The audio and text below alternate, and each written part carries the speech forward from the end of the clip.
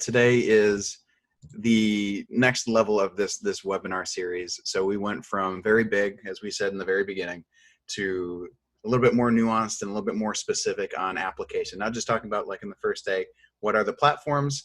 Last time we talked about what are some specific uses in different teaching methodologies for different activities and lesson plans and modality in different modalities. And so today we're going to be going even closer. We're going to be at that very microscopic level. And we're going to be talking about specifically what's going on in our classroom. So what are the things, the specific challenges and successes that we're seeing in our own classes? I'm going to continue to share some of, I'm going to speak from my own perspective. I ask you all to do the same. If you could, today, just a reminder, when you have something to say, because this is going to be a more open forum session, just remember that each and all, every one of us has that little blue hand function. If you click down at the participants, you'll see that there is a raise hand button that you can do. If everybody real quick could just, yep, we see Zhang Lao Shi's got it. Could just raise a hand, that blue hand real quick here. We'll know you're ready to be on mic. You have the alternative of also just sending a chat across. We have a group chat opened up. You can open up your chat function. And at any time, if you have a question that you're forming that you want to kind of get on the docket and just line it up before we start talking about it out loud, you're welcome to send that across. You can send it either to everyone, or you can send a private message to any individual or to me individually as well. So just a reminder that those are some of the functions available to you today. We are going to get started. It is 4:05, 4:06 actually, just turned 4:06. As promised, we're going to go ahead and get a prompt start here. I just want to say表示一下我的感谢. Can't send to the group. Oh, I am so sorry. Thank you, Zhang Lao Shi. I've been using Zoom all day for teaching my own classes, and for some classes I do turn off the function to allow students to chat individually, and I make it so they can only chat with me. Zhang Lao Shi just reminded me that apparently I did not switch that function back. So, 谢谢, Zhang Lao Shi. So I'm going to change that back to public and private. You may now do both. Okay. So, again, just getting into the goals of putting on these 3 webinars to begin with. We understand this is a trying time for everybody. Everybody's circumstances and situations are slightly different. You are all able to join us today, which is wonderful. In addition to the folks that are here today that are sharing, just know that this recording will also be shared with teachers across the state and across the country, both Chinese teachers and teachers of other world languages. And so just know that the work that we're doing today, the sharing that we're doing is for more than just this group of people here. This is for a wider group of teachers that are maybe sharing in the same kinds of trials and tribulations, the same kind of difficulties that we're all experiencing right now. So the more we can share, the better off we are. That's the mission of, CLTA-WA to begin with, is to provide, as you can see, our mission statement has and continues to be, to provide those meaningful services, meaningful and timely services to our community of teachers. We're a strong community here in the Chinese language teaching community in Washington because of that ability to look beyond ourselves and to share, especially in moments like this. So we thank you for being out here today, and we're really looking forward to both sharing from our end, but also hearing what you have to share today in this 3rd session as we look at individual context and looking at the context of your classroom. So moving on. Today, you'll see it's divided up. Really, the session is divided up into 2 main sections. The first is a general forum. Some of us have been on the first 2 webinars. You may have some questions, some follow-up questions about things that you've learned in the last 2 webinars. Some of you, they might be questions that you thought of after the fact that you hadn't thought of during the initial 2. Those are welcome in that first section. It may be a question on, I noticed that you did something with Flipgrid or with ClassKick, or let's talk a little bit more. I'm curious, what would the differences be between ClassKick and Show Me or Educreation or Explain Everything. So we can talk about some of those more nuanced questions. Again, we've talked here at this level, and then we've narrowed it down in the last session. Today, we can talk about those really nuanced pieces, some of those things that, those little more granular level, microscopic level questions that you might have about some of these systems, or how to integrate them together, how some of them connect, how to balance them for your students, how to make a more productive environment that doesn't feel overwhelming for you, and also overwhelming for them. So these are all questions that we can talk about here today. I'll also be sharing some more things. I'll be sharing some things that I did in my class today. Just as a, I don't have all the perfect answers, but, we're all trying different things. And I want to create this space today so that we can share the goods and the challenging things that are happening. So the second session is an open teacher share. So that's for everybody to, that's where I'm encouraging, the same way I'm sharing my screen and you're going to continue to see the things that I've been doing in my class. You might have something that you're working on, maybe an idea that is 50%. It may be something that you're getting ready to try tomorrow. That's also a session where if you would like to get a little bit of feedback, you can also put that out here in the forum, and you can get some ideas and some hot and cold feedback from the audience out here. So just keep those things in mind. Today is really about sharing, and it's about diving deeper into those more granular questions that we might have about individual activities and lessons and how to use systems and platforms and whatnot. So that is the bulk of the session today. We're gonna, like I said, I'm gonna also do some more sharing of my own, but there's strength in numbers and there's wisdom in the room. So let's not assume that any one of us have all of the definitive answers to any questions that are posed today. And I would encourage you all to be vulnerable and to be courageous in asking questions, and also in providing answers to questions that others might have. So just again, remember, we will answer those questions as a community today, but we will not be solving all the world's problems. But if we can solve maybe one problem for one person today, that would make today's session a complete success if we're able to provide some support for even one person that's in here today. None of these things, like I said, I had the last few presentations, the last two that you've seen, was in response to community need. And so had to put those together very quickly. And so I don't claim to know all the answers.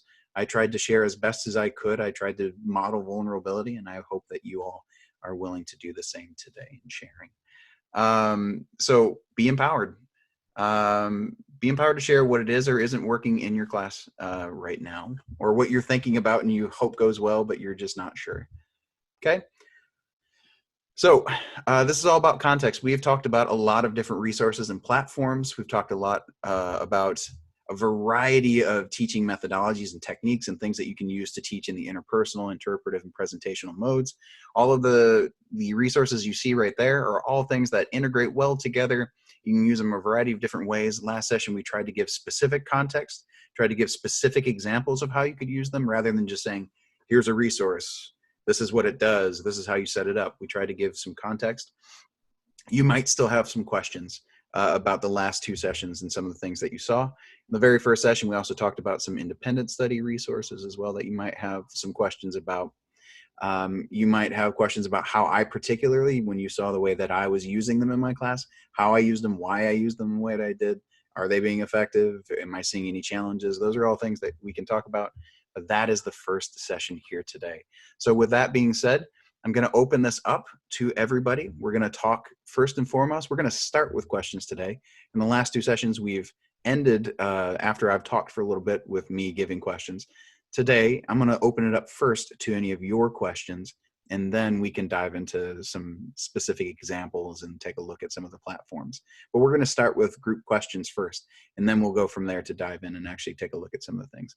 Just a reminder that when we are engaged here, please remember to keep your mics muted. But if you have your hand up or if you've typed a question over, I'll call out your name and you're welcome to unmute your mic and to voice your thoughts. Okay.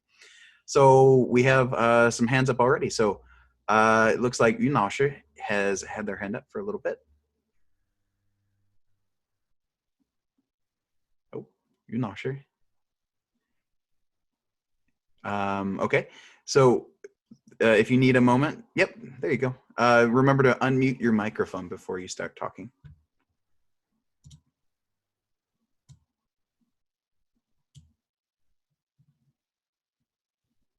Has anybody else seen parts of my slide? I've just been told that apparently a part of my slide is cut off and you can't see it all. Can you give me a thumbs up in the app? In your reactions, a thumbs up if that's true for you too. No, I can see it all right. Oh, okay. Very good. I can do that again. There we go. Okay. Okay. So next up, so Yun Lao Shi, if you need any support, you can feel free to chat. But when you're ready, if you have a question, ask. We'll move on to Wu Lao Shi. Wu Lao Shi has a question. Yes. Hi, Jeremy, thank you very much for the organization of the webinar. So I'm thinking about like we're using Power School, and also I thought about like the Google Classroom, but at the same time we need to support like students with different needs. And how are we going to make this happen in our webpage? Because you don't want people to think that, oh, my kid is in this group, my kid is in that group because of their needs. And how can we? Oh, I see. You understand what I mean? Yeah, I do. You're talking about issues of inclusion and exclusion. So yeah, I see. So are we talking about learners with learning differences? Yes. Okay. So in that case, yeah, that's a really, really great topic. When you're talking about learning management systems, and please, if I cut you off and if you had more that you'd like to say, please continue. Yeah. Oh, okay. Go ahead, please. Yeah. Yeah, it's something that there's both good and bad. There are pros and cons for both. With Power School, and I'll go ahead and we'll just bring up both of them, since in my particular experience at my current school, we do both. We have both Google Classroom, and we also have we use Power School as well. So I'll go ahead and pull that up. So if you were in on our first, and I believe Wu Lao Shi, you were in our first session, so you've seen this before. But for students that are, for example, in Power School, if you are trying to create assignments that are in your learning management system but are directed at two different groups, in Power School, it's very interesting because when you're creating any assignment or any content block, you're given the ability to give a due date, but oftentimes creating it for two separate groups can be, it'll generate, so depending if you're using a different roster, right? So you'd have to have two very separate rosters. So what I've done in my particular class for that kind of thing is I usually differentiate in the instructions. And so my guiding principle for anything that I put out there for students is always, especially since we're doing with proficiency level anyways, any type of accommodation I would offer to a student with a learning difference would be offered to anybody in the class. And so in an assignment where, and I'll pull up, I guess probably an example would be best.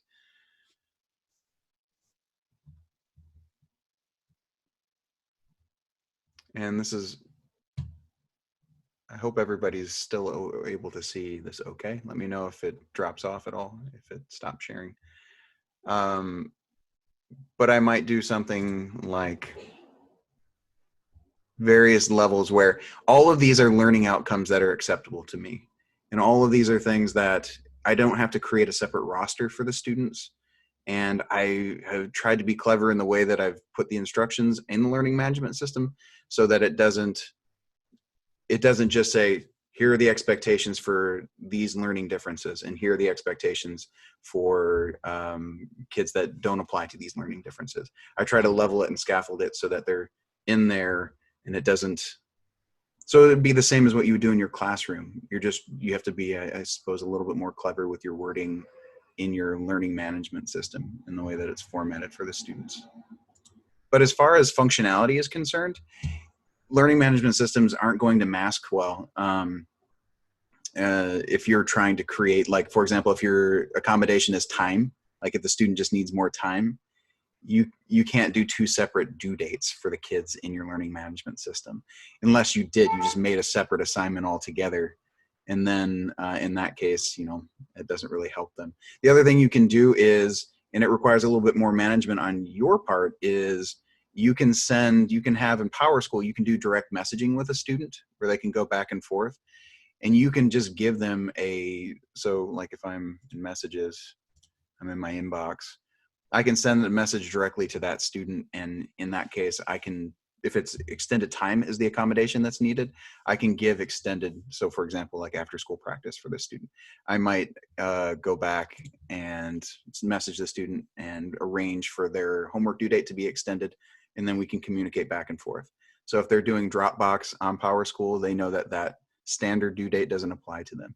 If they need additional accommodations, links to resources, that kind of thing, then that can also be achieved through the independent messaging on that LMS as well. Google Classroom has similar functionality in that sense, in that you can message students directly, and you can also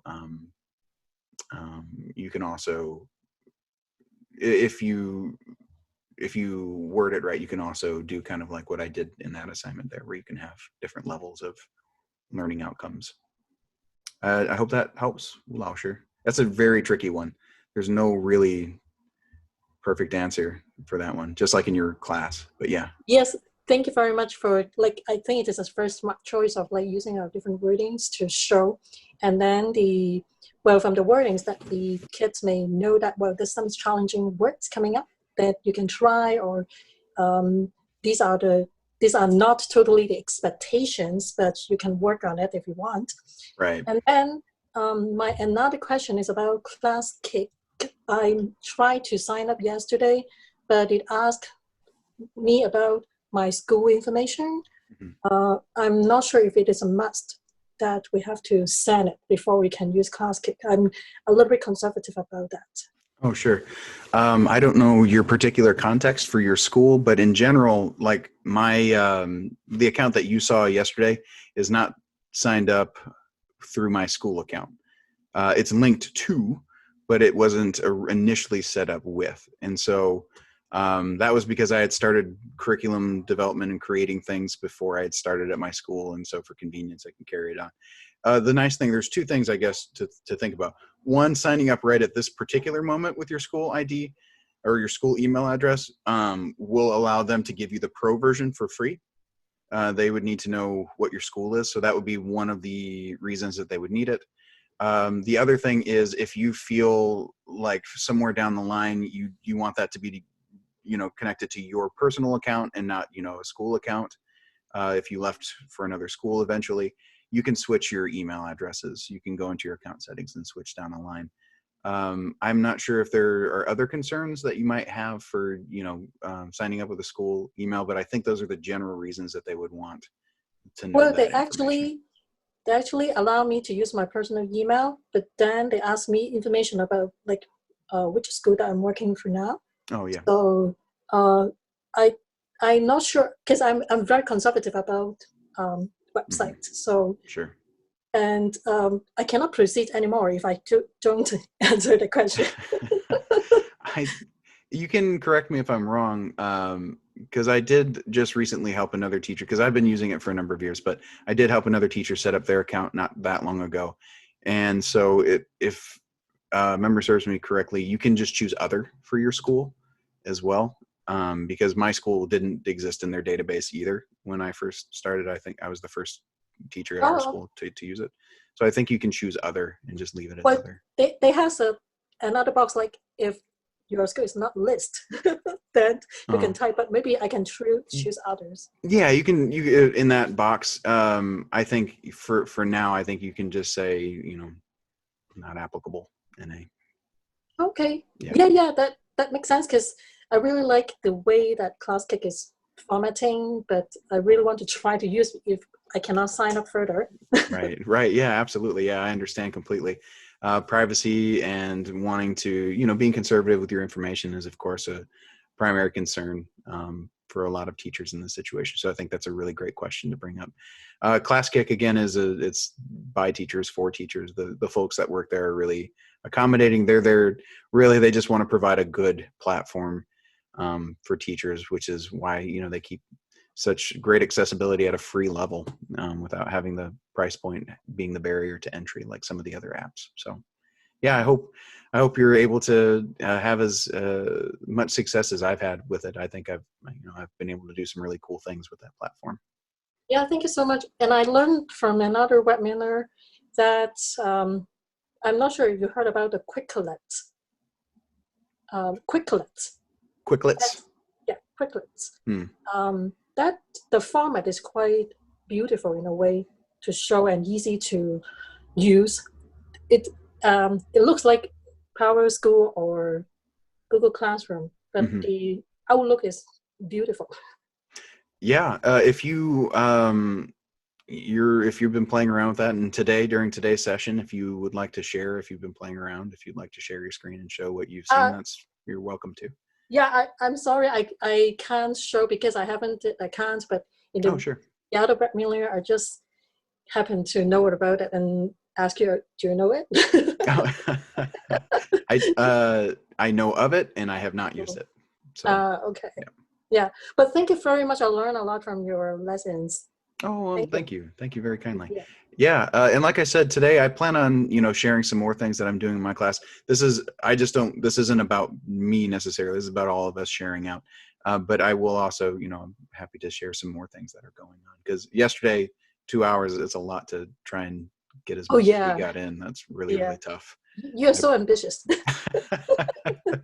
I think a lot of us probably can relate to that. You plan for 3 hours, right? And then you use 30 minutes of what you prepped for. So yeah, thank you. Those are all excellent.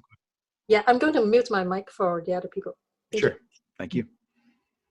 Okay. Other questions? So at this time, remember these can be very general questions too. So don't feel like you have to be. These can be questions, information, or things that you're just kind of pondering about right now. And I'll go back just for reference purposes here. If there were any of those platforms that we were using where you thought, okay, I thought maybe I could use it for this, but now I'm not sure. Or if you have an idea that's kind of just floating in the air, we can dig into that. So this would be your time to, if there's any of those things that we've covered thus far, you can ask any questions you might have about that. Because we talked about a lot between the first and the second session, but you might have your own experiences with these. And so I would encourage you to ask any questions you might have.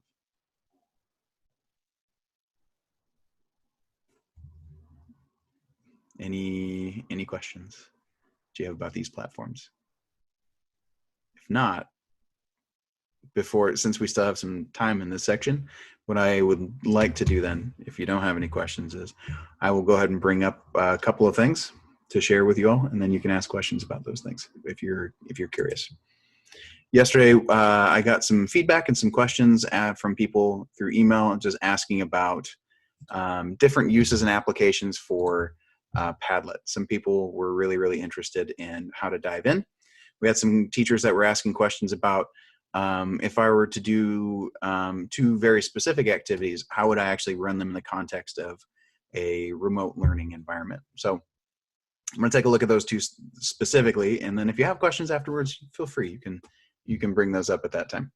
But for our purposes here, in just a second, I'm going to share this link with all of you. We're going to do this exercise together. So all it requires is just a computer, just linking in real quick here. This is Padlet once again. The background that you see there, that calendar, that's just from a screenshot that I took from my iPad. I just took a quick screen cap of my calendar, my Apple Calendar, and then I put it in the background. And I used it to create a simple timeline exercise.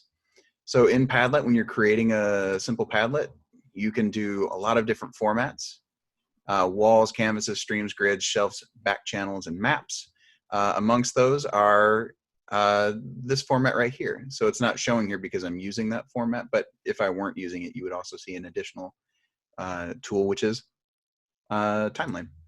So I've chosen to do a timeline. So I gave this to a group of 6th grade students. So they're more they're more basic level students, but this activity right here is one that, pardon letting some folks in.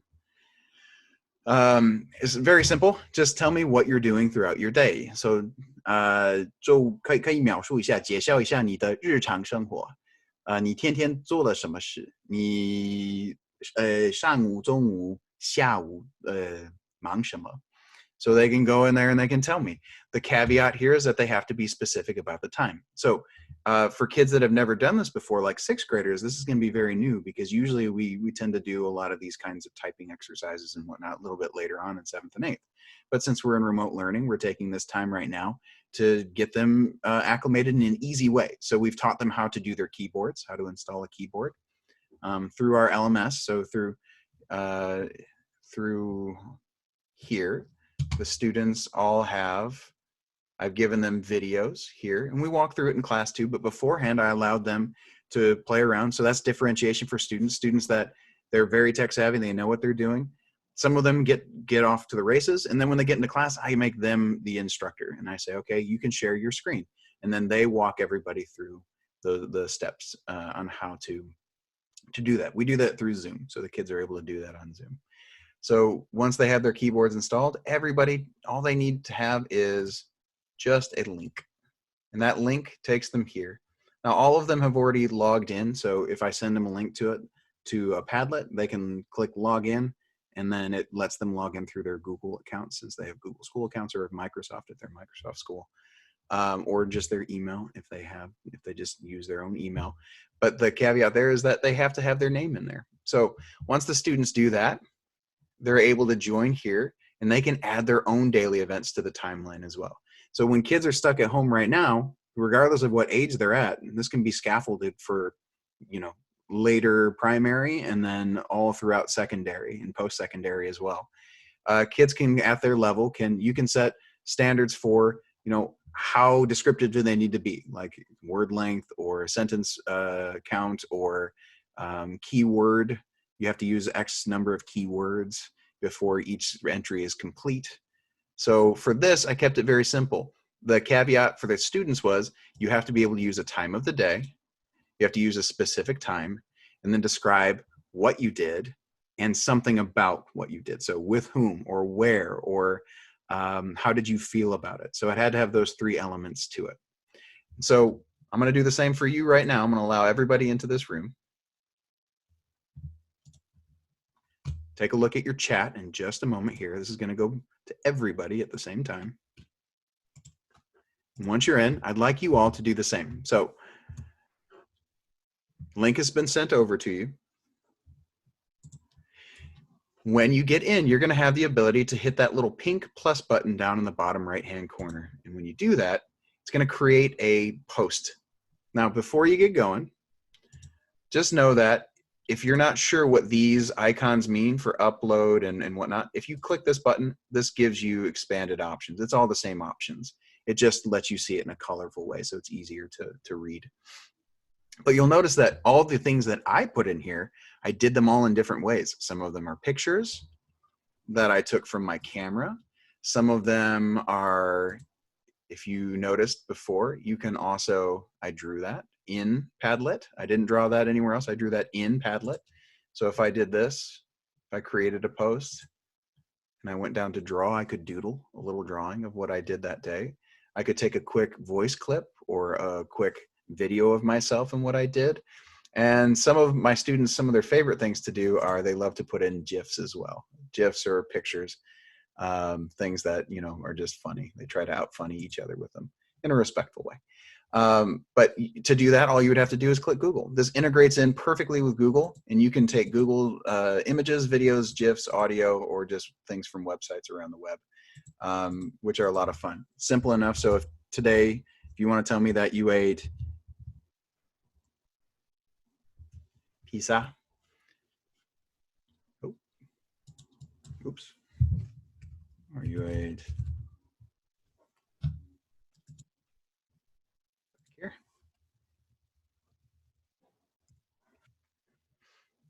Okay, if you want to tell me what you ate today and you just want to be silly about it, I can do that. And I can also, if I change my mind, I can get rid of it. Title, just make sure for the title that you type in the time of day. So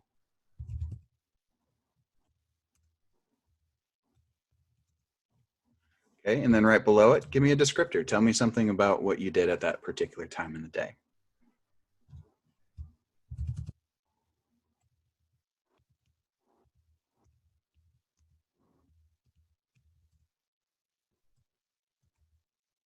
Okay, and then to describe it. I could do a video or an audio clip, whatever I want to do, whatever makes the most sense to me. I want this to be meaningful to the student, so I'm not going to put a requirement on that one. I'll tell them you can do a video, an audio clip, whatever you want is okay in here. So I might put the funniest one. Now, when you're done, I want you to make sure that it's in the right order in the day. Okay, so when you're ready, all you have to do is drag that over. So there's a little button right there. Just hold that button and you can drag it across the timeline to the area where it makes the most sense. Okay. So it looks like Heng Laoshi has added theirs, but I'm gonna ask Heng Laoshi, can you add some media to that? So if I wanna give Heng Laoshi a comment on that, maybe I wanna give that student some feedback, I can do that. So I can go in and say, oh, Chou Laoshi is in the process of typing. I wanna give him some encouragement. And I say,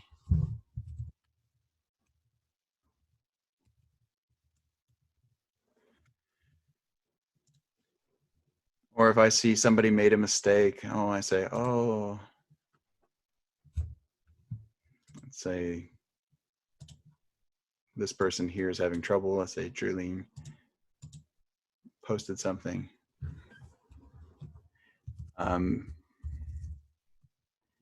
It might not even be a grammatical correction or a language correction. It might just be giving them support. So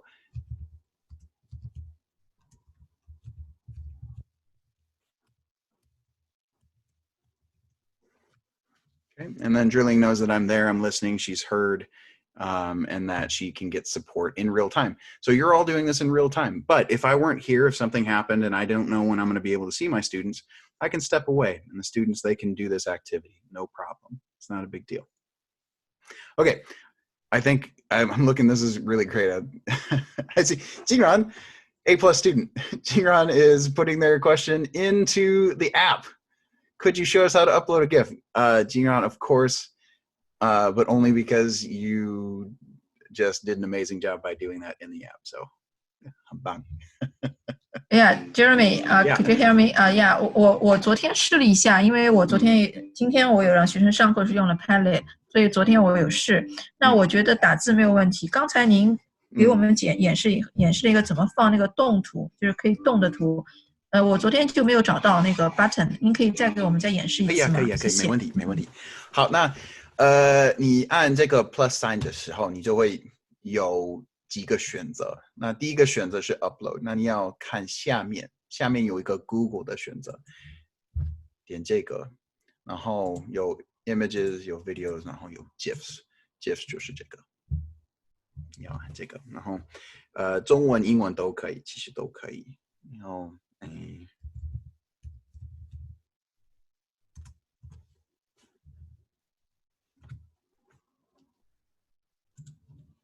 okay, just like that. So, and it's the same. So students, it might be a little confusing if they're just looking at these 4 buttons right here, but the drop-down menu, it's more colorful and it gives descriptions of each of those. The only one that is kind of like Gina was just saying, that you might not be clear right off the bat because you need to click on it first, is Google. Because in that selection, there are, 5 more selections. So you would need to click on that before you would know. Yeah. 吴老师，好像有问题，手举起来了，请说。See, your blue hand is up. 其实我没有问题，不过我看到我放的那个图片没有我的名字。Oh, so when you are first clicking on the link, up in the top right corner, I'm already logged in, but when you first enter in, it'll give you the option to sign up or log in. You need to make sure that your students don't sign up, but that they log in. Even if they don't have an account, they should click log in. So when they log in, it'll take them to that screen where it gives them the option to do Google, log in through your Google or through your Microsoft account, or type in your email address, right? And then they can log in as a student. Once you do that, you won't be anonymous anymore. So like this person here, if they went back in and did that, then, or, you know, if maybe they make a mistake and they're like, I forgot to log in. It's okay. It's not a big deal. I can go into the comments there and I say,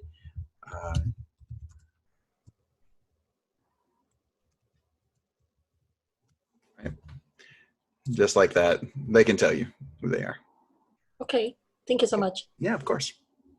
Hey, Wan Lao Shi, I see your hand up.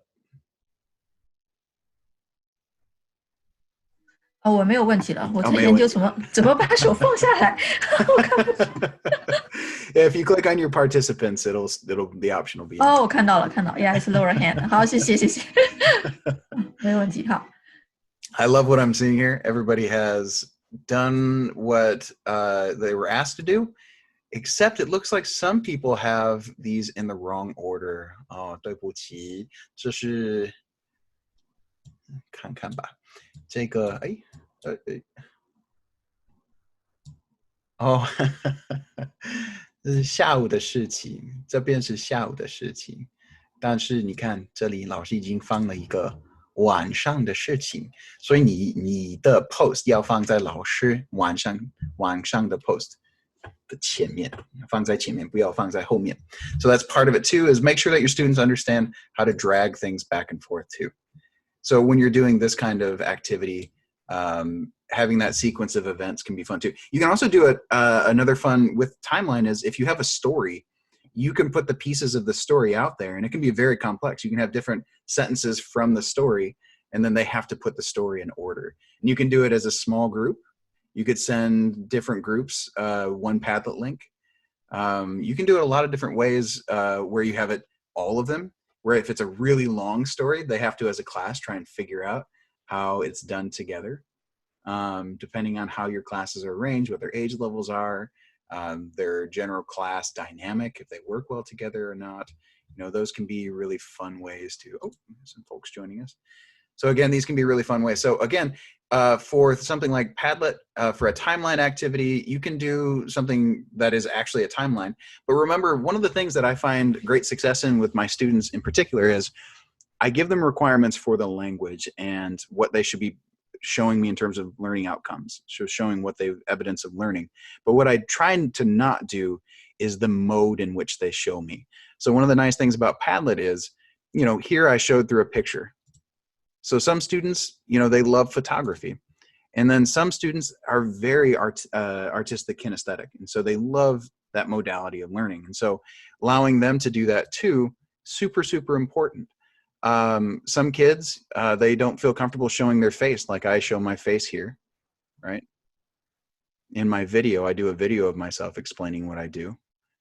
But maybe they have that, you know, the effective filter is high, and so they're going to be less inclined to share in that case. So what I might do instead is I might do a video or an audio clip instead. 下午 So give your students options is the point. So don't constrain them to one mode of delivering the evidence of learning. Let them show evidence of learning in different ways, and it'll keep them engaged. And it'll prevent situations where students might abuse the platform. But also be very specific about what it is you want them to use. In this case, told you, I need 7 events for the day. And then I need you to, every one of these posts has to have the specific time of day, 上午, 中午, or 下午. And then it needs to have the specific time. And then what did you do, or with whom, and where, right? So long as it has all those, they can get as creative as they want with it. Can you all give me a thumbs up if that makes sense? And your reactions, oh, look at that. You guys are awesome. Seeing all those thumbs going up. Bang. Okay, so again, the other way, if you have a more advanced class and, you know, a basic activity like this, you don't know if it's going to have the same effect. Again, you can scaffold up, so you can increase the language requirements, but still do the same basic skeleton or the same framework for the activity. Or if you're trying to focus on interpretive reading, like I said before, you can bust up a reading. You can take a whole section if you're doing an AP reading or something like that, and you can chunk it up into pieces. And then you can just, all you have to do is take a picture of the story, you can upload it right here. And then you take each piece and you put it along the timeline and just put it in the wrong order. And then if they have, you know, 37 different sentences that they have to arrange, that's a challenge. you can break it up in the middle of the sentences too, if you really want to really give them something to chew on as well. Here's the other one. So somebody asked earlier, they said, well, we were doing Padlet yesterday and you said, okay, the 找朋友那个活动. Now, how do you put the students together? So if you, a lot of us know this activity, have seen this activity in the classroom where you give slips of paper and you say, okay, well, here's you're one and you're one. So you're trying to find each other. Well, how would I let them know, or how would I do this? So I'm going to go ahead and back out of this one here. I'm going to take you over to our version of this, the remote learning version of this. And I'll give you an example of what that can look like. Okay, so that last one was in a timeline format. This one's not in a timeline format. This one is in a Canvas format. So if I have a post, I can drag that post anywhere on the board. I can put it anywhere in the world, right? And anywhere I put that, that's where it's going to be. You have complete control over that. So in order to pair people off in this one, you can do a couple of different creative ways. You can continue to use the number method. In order to do number method, if I have the benefit of being on a platform like Zoom, or if I'm on Quizlet, or if I'm on somewhere or Google Classroom where I know my students are there and I can private message them, I might do something like this. So in just a second here, I'm going to private message 4 people. I'm going to give you two different, designations. So you'll know, you'll have the keyword in your hand. So when you have your keyword, you're just looking for somebody else that has the same keyword, okay? So I'm gonna choose 4 people at random here. I'll privately message you the word.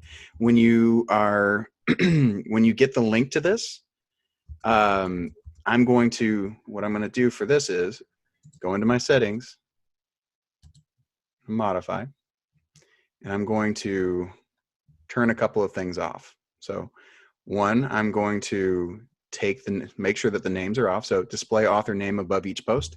I'm gonna make sure that's off. So for this activity, it's okay. I don't need to know the students, who the students are that are posting. Later on, I can turn that back on and it'll show who they were, okay?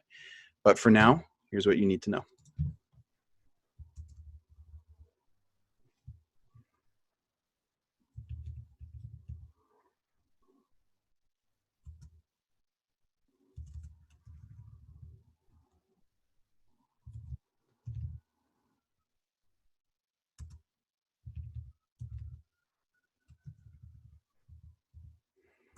Okay, one message has been sent to one of the participants.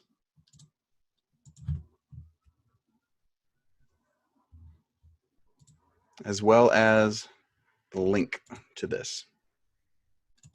So these participants are getting 2 things. They're getting the link. And you can do this through, the link can just be sent to the learning management system. But to make sure that only the people that are participating in this particular event, so I can guarantee there are 4 people and not all 20 of you. I'm gonna make sure that, it's completely random. So the next person is getting their link right now. And they're also getting their special word, okay? All right, and next 2 people.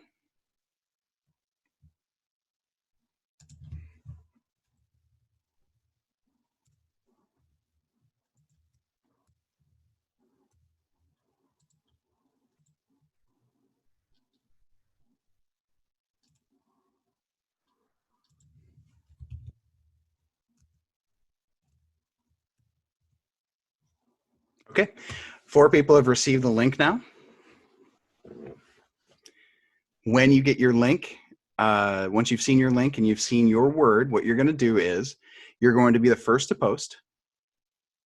You can sign in there. Nobody will see your name. You won't be able to see your name. And when your first thing that you put on that wall is going to be the keyword that I gave you, okay?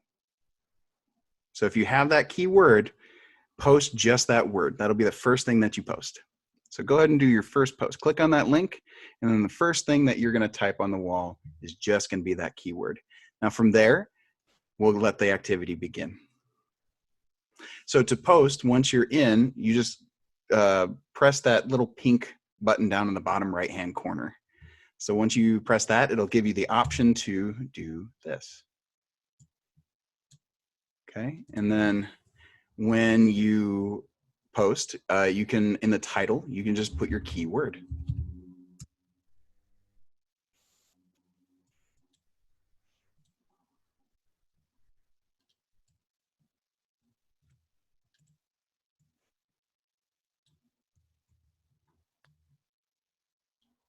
And we'll give them a second to get their first things up and running here. And I'll just leave mine right in the middle. Okay.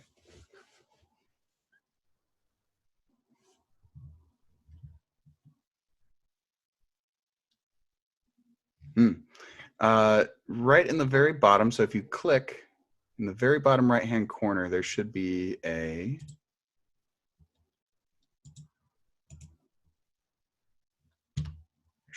little pink button. Are you all, you did click on the pink thing. So when you click on the pink thing, it should pop up on the screen. There should be something that pops up on your screen there. People are saying mayo. Dun, dun, dun. Okay, let's troubleshoot real quick. So when you are in, do you at least see, you do see this button though, yes? Let's make sure that we all at least see. Okay, we see the pink button, that's good. So when we click on the pink button, what do we see? This is curious. I've done this many, many times with my students, and this is a new one for me.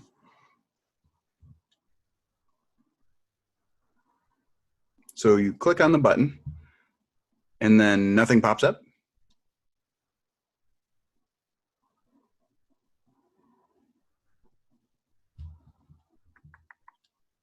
Okay, all right. Are you logged in? Oh, maybe it's in my settings. Maybe I accidentally turned it off. Let me see. Sometimes it's user error. It could be me. So comments are on. Require approval. Nope. That's on. That's on. Let's see here.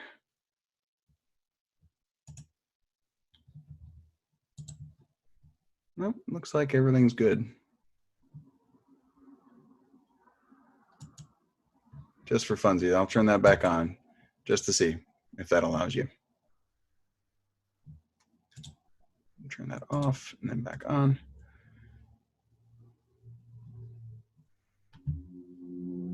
Okay, give it a try now.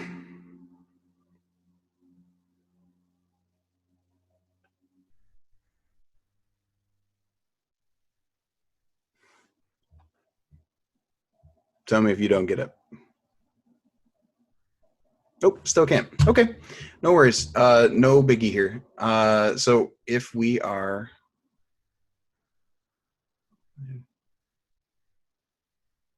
oh, that's exactly why I have it set to read. My apologies. So I'll make that. I didn't realize that I had it set. All right. I think we got it. And if you can troubleshoot something like that in less than 5 minutes, successful day.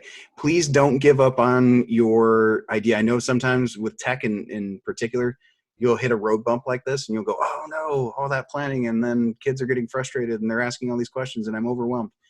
Power through, take a deep breath, stop for a second.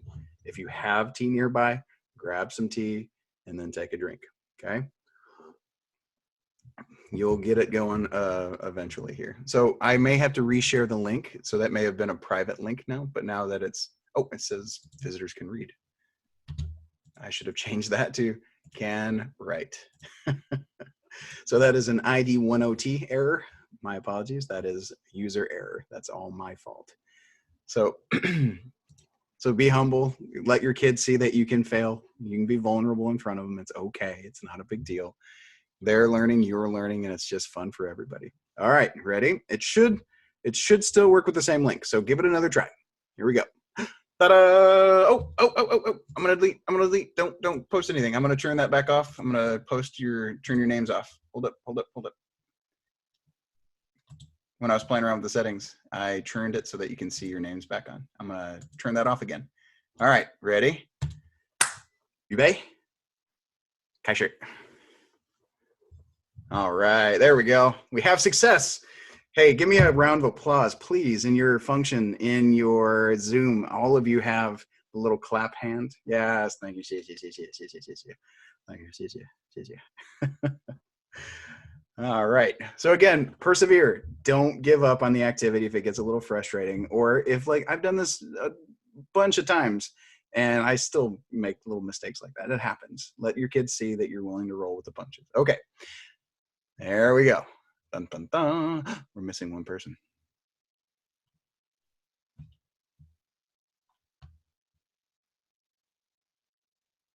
We're missing one participant. I think we're missing one participant. Maybe they're hiding behind one of these.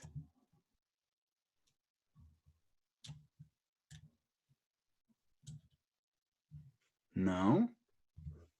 No, having trouble? Okay. All right.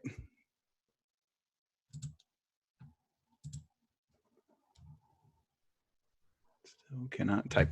So that person cannot. Maybe hit refresh on yours. Maybe you should refresh your screen and get back in there.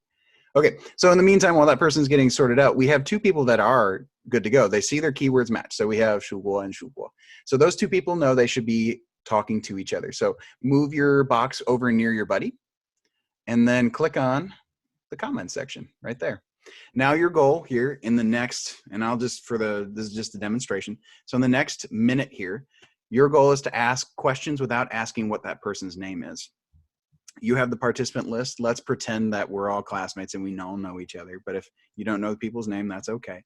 You're going to ask any questions you can to try and figure out who that person is within the next minute. I know many of us have played this game before with our students. Some of us have probably played this game on Padlet as well. But here's the key. So on this, with remote learning, you can also have some fun little moments too, where if you're tying in a connection, if you were talking about 三国演义 or something of that nature, you can also tie that in as kind of the keyword as well. So you can have them kind of team up by those kinds of cultural touch points as well, which are a lot of fun for the students. So they start asking questions. Or they start saying things about themselves. I encourage students to ask questions before making statements about themselves. Or if they're going to make a statement, they can ask a question and say a statement about themselves in one go. You can do both. But I encourage question asking before just statement making. Okay. So this person is typing on their screen. You can type that, or you can go into their comments and you can type in their comment section as well. Either one works just fine. But there's the basics of how to run that activity if you don't have kids in a classroom and you have to do it from far away. Now, if you don't have Zoom and you can't private text them like I just did in this case, you can send a group email where if you want students you can say, you have half of your students have one of the keywords and the other half have the other keywords, and they just need to pair up with anybody. They can move their text box around the screen. They just have to pair up with one other person that has that keyword, right? So you can make it less complicated on yourself too. It doesn't have to be a super complicated exercise. Give me a thumbs up if that makes sense. Something I'm getting, okay, there's some thumbs coming my way. Raise your hand if you have a question on this. So this would be a good place to stop. While they're continuing to try and figure out who they are, we can ask and answer questions at this time. So Zhang Laoshe has a question.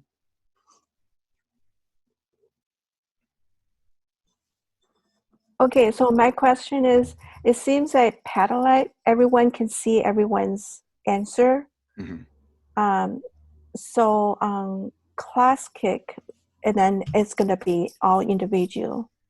Correct. Answers. So for both of them, you can do some moderation control. So if I wanted to, in my options here, if I didn't want students to just see everybody's posts, I can turn require approval on. And so I can see their post before other people can see it too.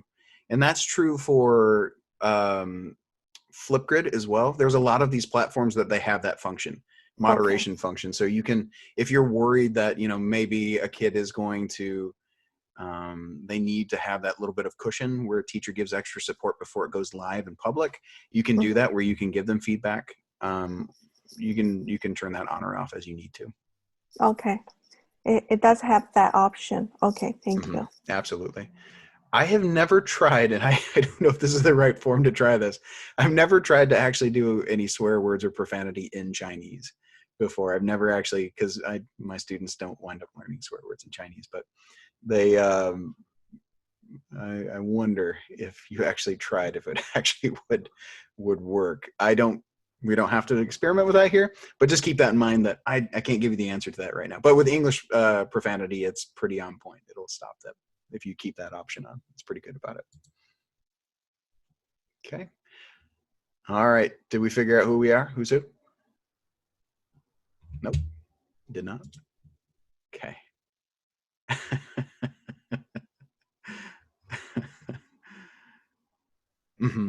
Absolutely. Okay. 你说我在哪儿，你就知道哦，就知道我是谁。All right. So a lot of different things you can use. It can also be used as a way to share resources back and forth as well. It doesn't have to be targeted learning. Tian Lao sure had a question. You say it's gonna to type on the comments. So I'm gonna type on my own comments or onto the partner's comment. You can make that call yourself. So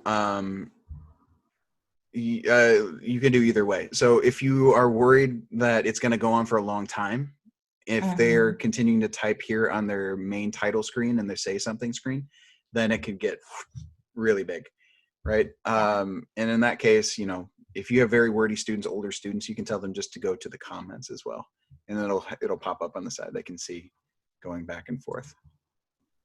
But you know, if the younger students, you don't think they're going to ask that many questions, then you can just have them do it on that too. I usually just have them do it on the comments. It keeps it cleaner. And that way, you know, here we have 4 people, but you might have, you know, in a class 20 students across this board here. That can get a little cluttered, a little messy. Hope that helps. Yeah, thank you. Awesome. John Lauscher. Yeah. 哦，我没有把手放下来是吗？是的。哦，不好意思，我放下来，我已经问过问题了。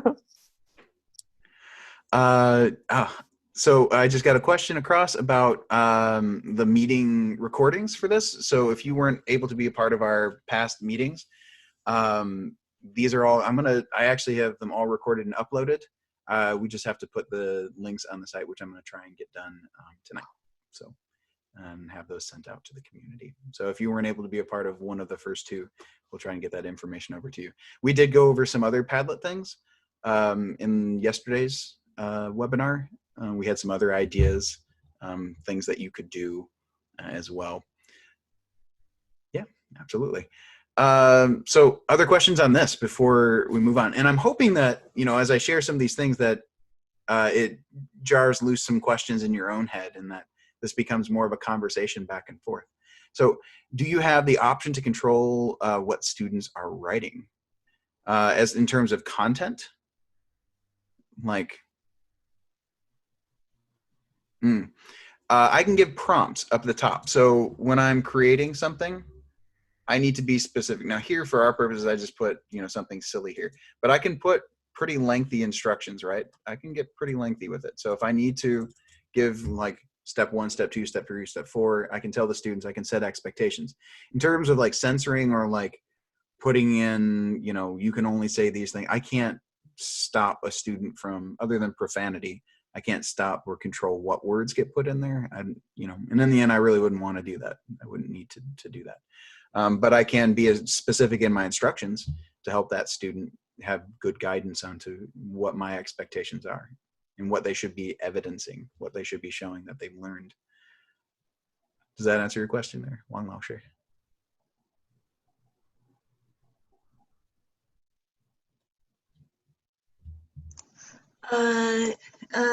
Yes. So I'm wondering if the kids are like some of the kids that like to like it's somehow like the chatting place. Then their chat just in English.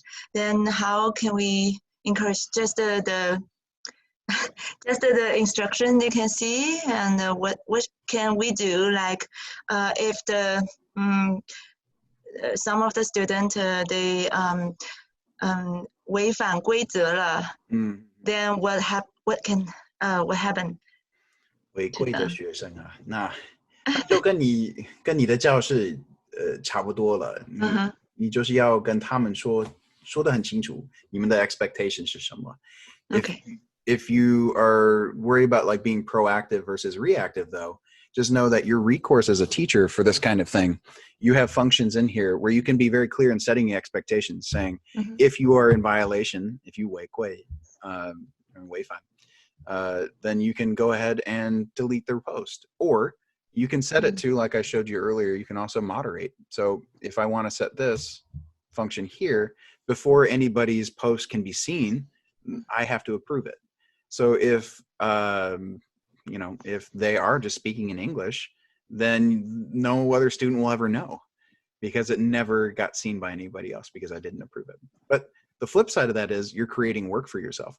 So you get more control, but in the end, it doesn't really solve the issue of, you know, general classroom culture and behavioral expectations. So, yeah. Thank you. You're welcome. Other questions on this?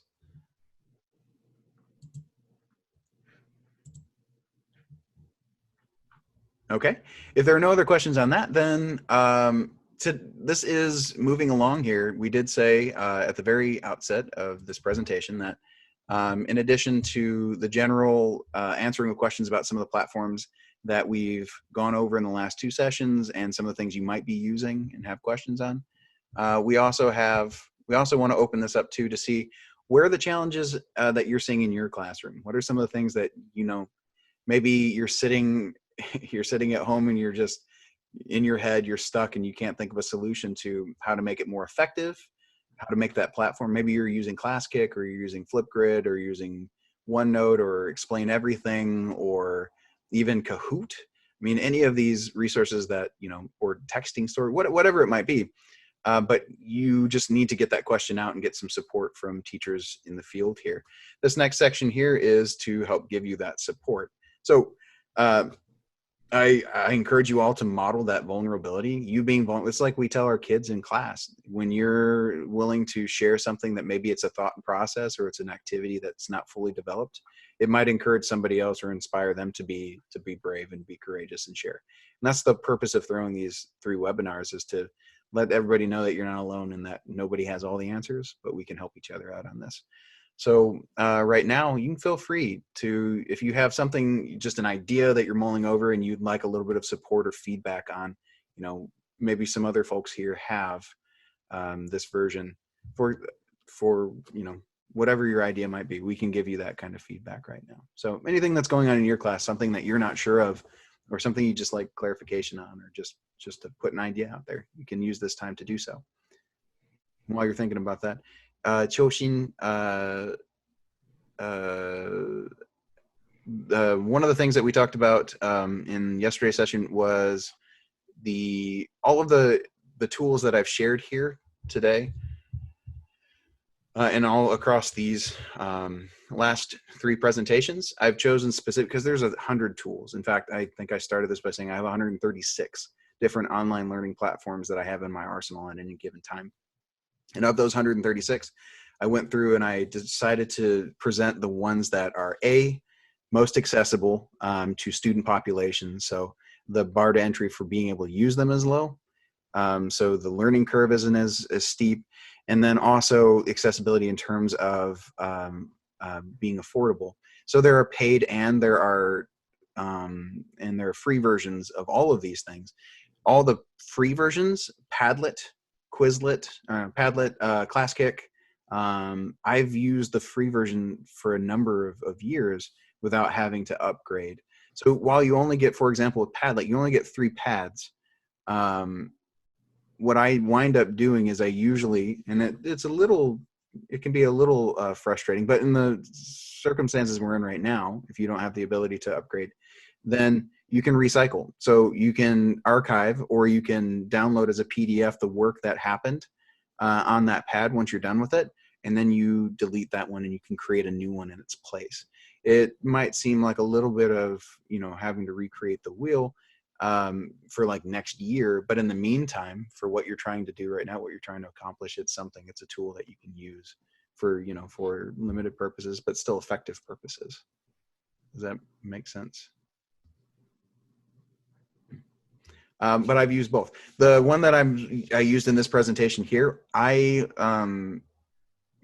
have month to month. So, there might be months where I'm using it all the time, and there might be months where I don't plan on using Padlet. And so for this month and for the next month, I'm definitely going to be using it a lot. So the $10 it costs to upgrade it is very worth it.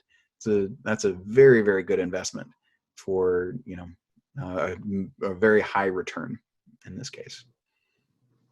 Okay, questions on any of these platforms? So again, these are a lot of the platforms we've been talking about. If there's ones that you've been thinking about using and you're not quite sure how to use it effectively, or you've tried something and it didn't go quite as you expected and you'd like a little bit of feedback, again, be brave, be courageous, and put your question out there, or put a thought out there. 葛老师。你好，大家好。你好，你好，葛老师。I think I have a comment and a question. So one comment is in our school district, we just started online teaching this week. It's still kind of experimenting and to see how many kids we can reach out to. So my 2 core classes so far, like a half and to 60%, 70% students showed up. And then after 4 sessions, 2 on Tuesday, 2 on Thursday, I found it really challenging for language classroom. And we are using Teams. So like Zhiling said yesterday, the cameras for the students were turned off. We can see their faces. So when I ask a question or pose a question there, when I ask a question, I cannot see their faces, so I do not know what they are doing or what their reaction. So I cannot do the confirmation like, give me a thumb up if you got this. Right. Things like that. It's really challenging. Mm-hmm. So any interactive activities will be really appreciated here, and also really thank you for sharing the in-depth steps to do that. 我的朋友在哪里?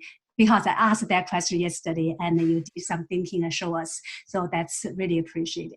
Of course. And so the question is, for everybody here, any interactive activities will be really appreciated for online teaching, remote learning, and any interpersonal speaking activities would be really appreciated here. So because you mentioned specifically Teams, what I'd like to do is bounce it out, because I'm sure there may be other people in the audience that are also using Teams that can maybe give a specific answer for an activity that they're using. And if we don't get a specific answer, I can give some alternatives and just some thoughts and ideas on interpersonal speaking activities or interpretive, if you're looking for checks for understanding, thumbs up, thumbs down, or just confirmation that they understand.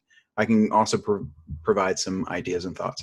But I would like to kick it out to again, there's wisdom in the audience, there's wisdom in the room. So if anybody else your school is also, or you're personally using Teams, and you have a thought or a suggestion to share with 葛老师, please feel free to speak up at this time. 葛老师 this is 春满 I use Team， 然后我让我的学生就是说，他们每一个在一个 conversation 里面必须要至少 at least contribute 3个或者是5个 depends on 我们在做什么这样。努力 work hard。田老师，你的麦克风好像，可能要关掉你的麦克风。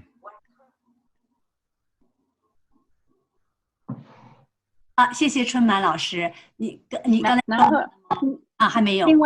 另外有一个就是因为我们用 Zoom 嘛，然后我不知道你的那个有没有 breakout 的那个 function， 有 breakout 的 function 的话，我现在在给他们训练那种 2 minutes able to do 2 minutes 的那个 conversation， 然后呢，基本上我给他们那些问题啊，怎么呀，谁呀，什么时间啊，什么的那我要让他们学习怎么样 extend 那个一个 conversation， 或者是他可以怎么样 elaborate， 然后呢，就是如果可以到 breakout room 去的话，那我就去 visit 他们，到一个一个去到访，这样还不错，所以这是 interpersonal 你可以尝试的。谢谢春满老师的分享。我们用的这个 Microsoft Teams really not ideal for online teaching. It's really designed for business meeting. So we don't have subgroups, and we don't have like raise your hand and all that functions. So, but that's all good ideas. We're still exploring whether how we can divide them into smaller groups for small group discussion, things like that. So, Ge Lao Shi, with that in mind, because again, we mentioned this yesterday, but it really isn't, like you said, it's not the best platform for instruction, especially if you're trying to do things like checks for understanding, where visual cues and things that you need to normally see in your classroom, you can't have access to, you can't see in that platform. So consider if your school doesn't look like it's going to be able to use Zoom and it's committed to using Teams instead. We just got done talking a lot about Padlet, but I would go back to Padlet again and say, when a student is posting, if I have a general, I'll go back to another example we looked at yesterday in our meetings yesterday, but when I'm doing a story ask, or if I'm doing general, like a direct instruction phase of my lesson, I can go in and see here. If I need to, let's see here, go here.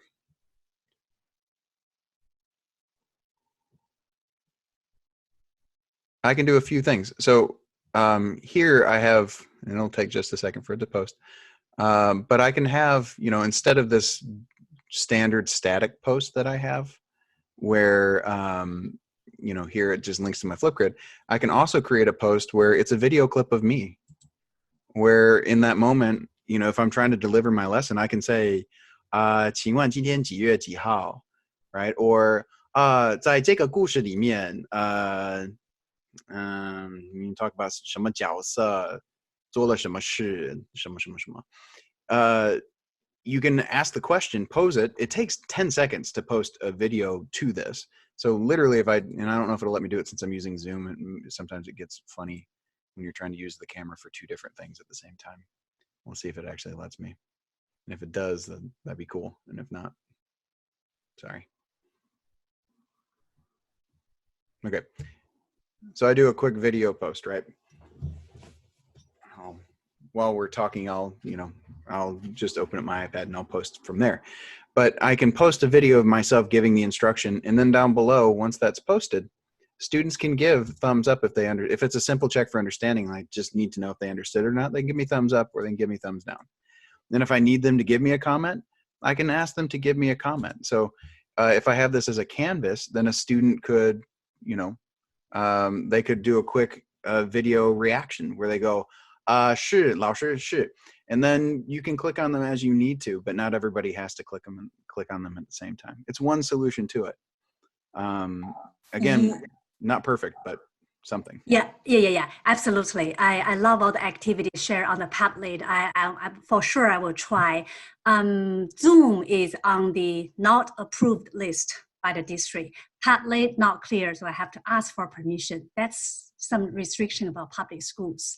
And by listening to yours and seeing your example, I got some idea. Like today I did a calendar, so I just go back to my OneNote and pull out the calendar, so I can just go back between Teams and OneNote. So that was fine. So I'm definitely going to try Padlet. One specific question. for all the teachers here, I did Quizlet and Kahoot pretty often in class. I haven't done with my classes online yet. I imagine we could just do like we did in the classroom, traditional classroom. So can we do live? I assume we should.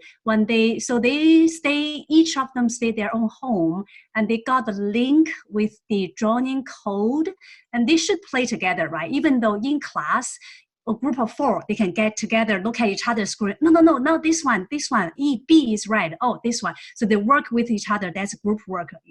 Awesome. But imagine now they can sit next to each other, but they can just do individually, but still assign in same group. Anybody try it out there? Success? Challenge? Yeah, please. I would encourage others in the group to speak before I would speak on this. If anybody has some thoughts before I jump in on that.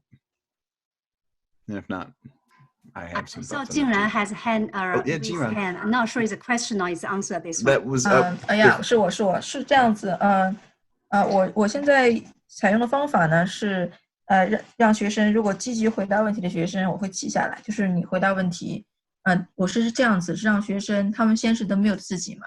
如果你 unmute 自己，就是说打开自己的声音，那我就知道你是想举手，就是 equal to 举手。那我会请的同学回答问题。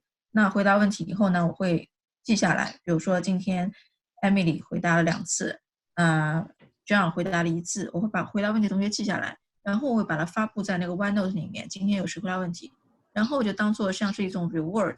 我说等到你们回校的时候，我会给你们 reward。for 初中生 it may work。所以我不知道像各老师那边高中生他们会不会也会觉得回去以后会拿到老师的一些鼓励，所以他们可能会更积极的想回答一些问题。这是我的一个想法。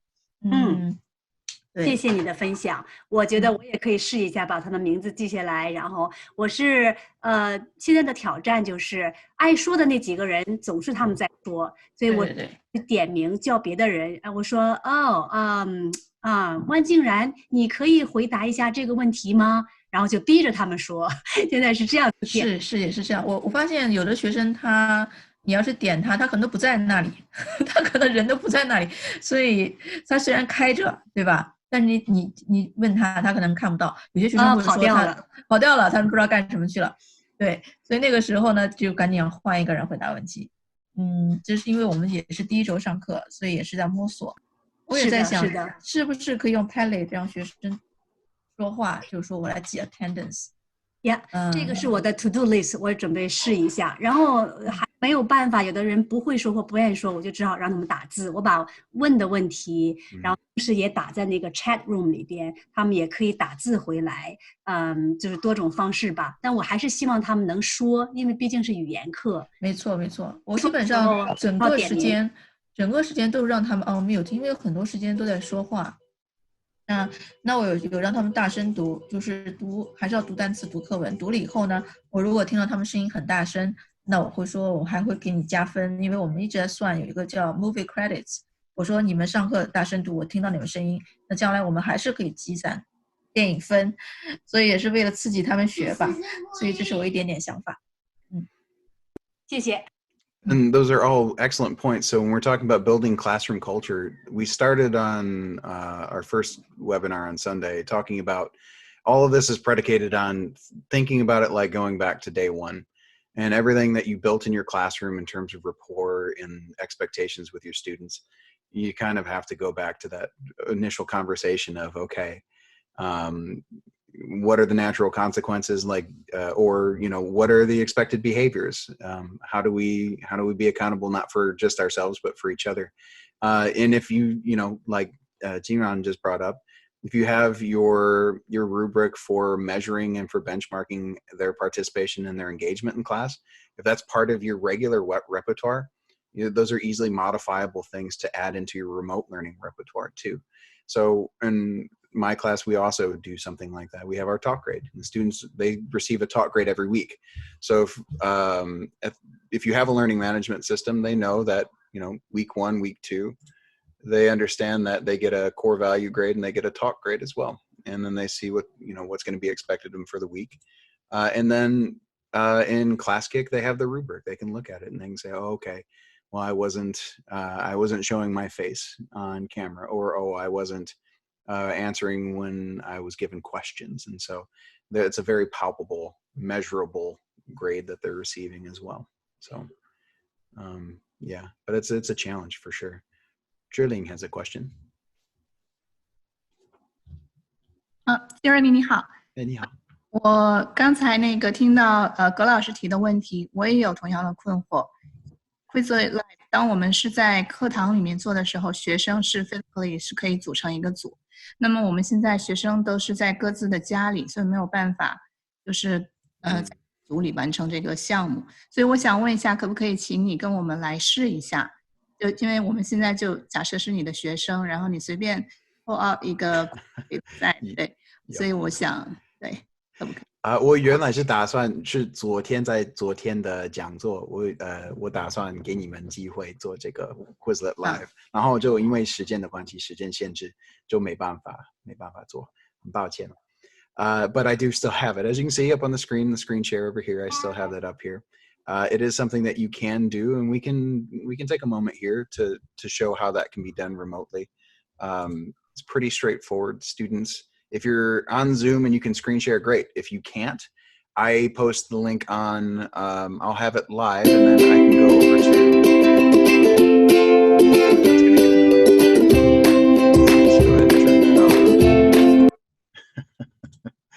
My apologies to all of your Ardo.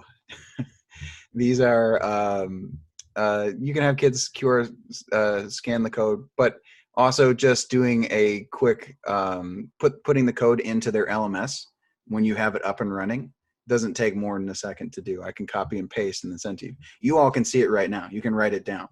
You can say 952-812.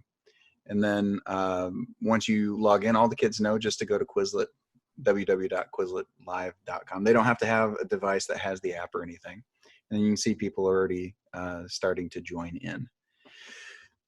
As far as how, and I agree with this is the point got brought up earlier. Well, what if I want to have my students communicating with each other back and forth?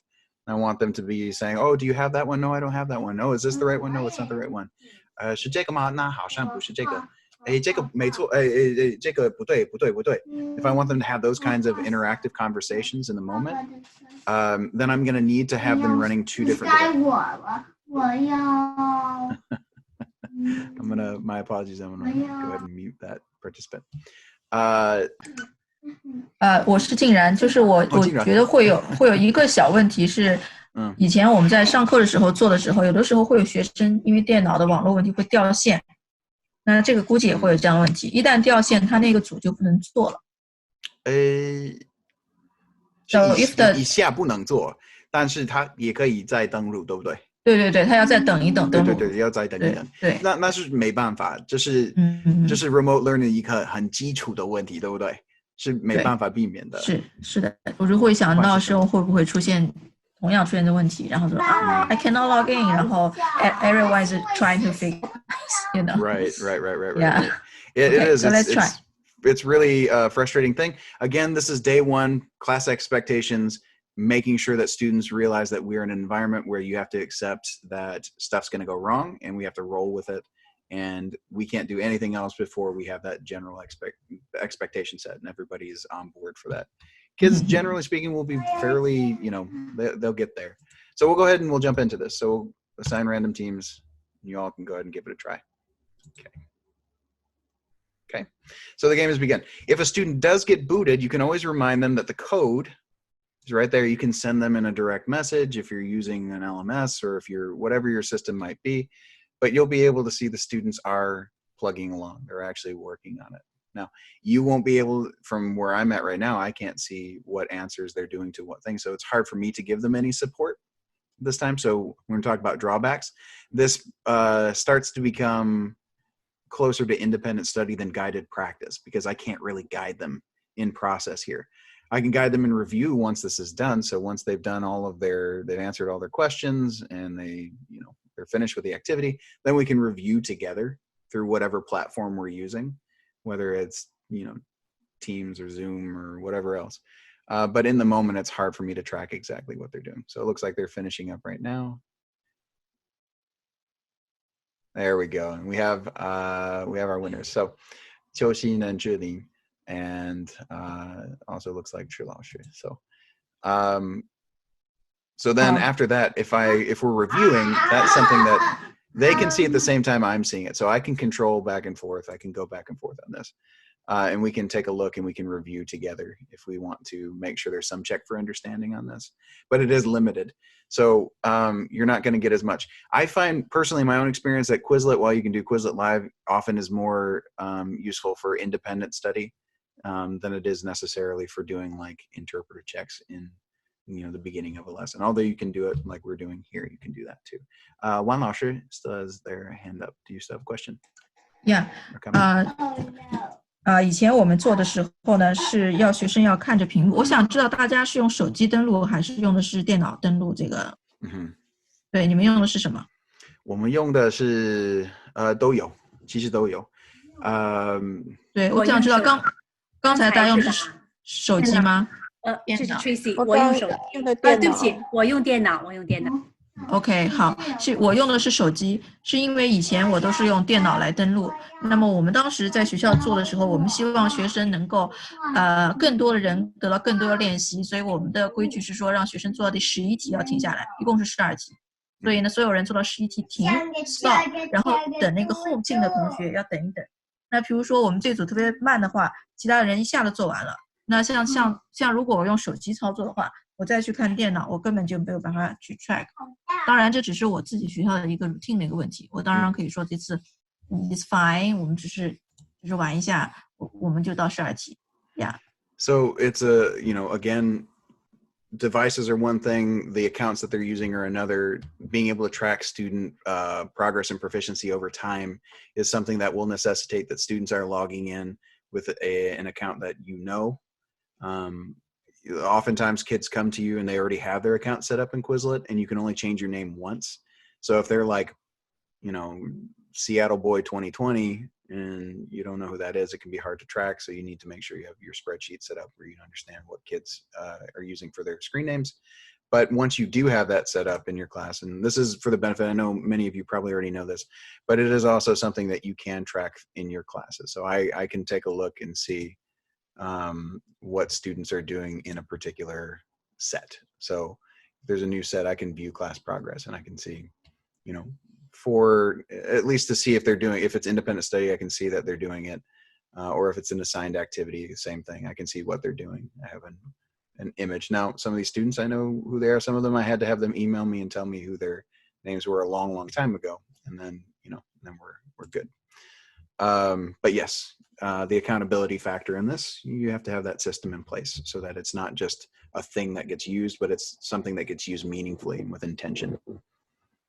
So all excellent points. The same can be said in the presentation yesterday. I had it Quizlet and Kahoot right next to each other because in many ways they serve very similar purposes in terms of like interpretive assessment for listening and for reading. I could do the same thing right now. If I wanted to play a game of Kahoot remotely, I could also send this along to you as well. I could put this up and then everybody that wants to join, I could play live, or I could create a challenge where they could do it synchronously or asynchronously. So if I created the challenge, they could do it on their own time. If I did host live though, you would be able to join right now into this particular story. Same basic concept. It comes with the same basic problems as your Quizlet, and again, it's the same conversations with your kids about how to use it meaningfully and intentionally. Let's see here. We have some other questions. Looks like some folks going back and forth. And again, using cell phones versus using computers or tablets, there are going to be different experiences for the kids. And so I would encourage you all to be anything that you're using, any platform, that you've done it on all three, so that you know what it looks like. I know what Kahoot looks like on my phone, just like I know what it looks like on my laptop, like I know what it looks like on my iPad. So it takes a little bit of time, but it can save you a lot of time in the future if you know and if you've experienced what the kids might experience. So I encourage you all to try and use as many of the platforms as possible beforehand.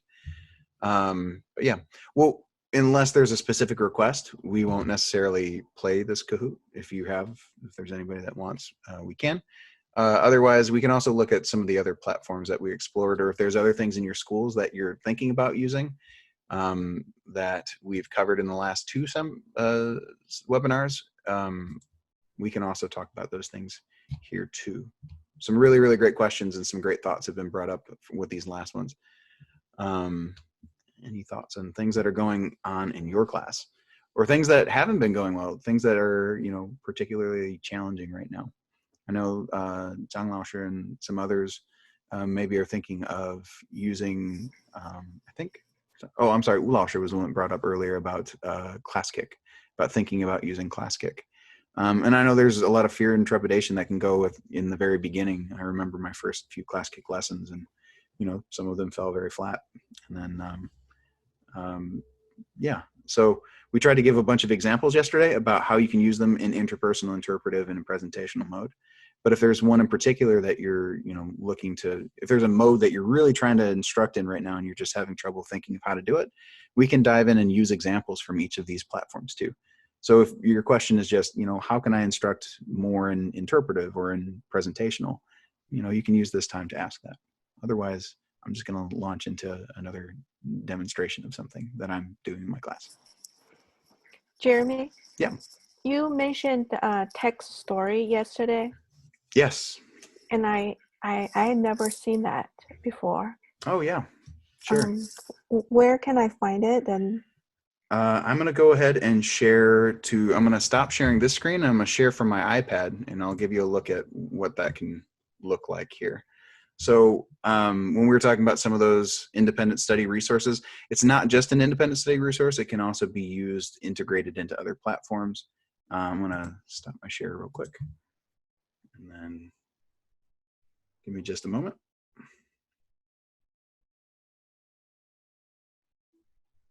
Okay. And sign RE triple. Okay. So this is my iPad screen right here. So in this iPad screen, I'll pull up real quick here. Texting Story. So it is an app you can find in Google Play. You can find it in the App Store. I think, if I remember correctly, it has a website as well, but I've never used that, so don't quote me on that. But for sure, in your Google Play and in your App Store, it's very simple, very, very simple product. It allows you to choose, you can put in whatever names you want. I usually put in, if we're creating a story together, I'll just put in, or if it's celebrities that I know the kids are always talking about, like in the other stories, the kids are obsessed with Dr. Phil and people like that. So I might put them in there just for engagement, a little bit of buy-in on the story. If you're working out of a textbook or you're working out of something that the kids, it's trouble getting them engaged in the premise of whatever the lesson is, it's a great way to reframe as well. So you can take the text of what they're doing and you can make it into a conversation. It's just a little bit of rewriting, but instead of it being a, you know, straight down text, the name of the app is Texting Story. Let's see here. And then when you're done, so once you've created the story, you're typing it out yourself. Let's go back here.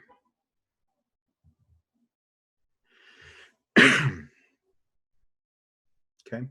As I'm typing, whatever I type in here.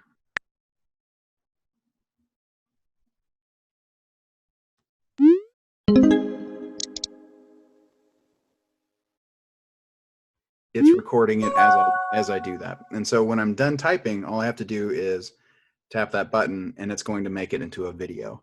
And that video, I can upload it to my Google Drive or to YouTube or wherever I want to upload this. And then I can integrate it into, you know, my OneNote or my ClassKick or my Flipgrid or whatever else. So I use it as an instructional tool, as something that augments or improves the usage of the platforms I'm using. So if I'm using Show Me or EduCreation or Explain Everything or, you know, whatever, or Microsoft Whiteboard, that plugs into all of those. So depending what outcome, if I'm trying to get interpretive listening or if I'm trying to get kids, I'm just using it as a conversation starter for, you know, questioning back and forth for interpersonal.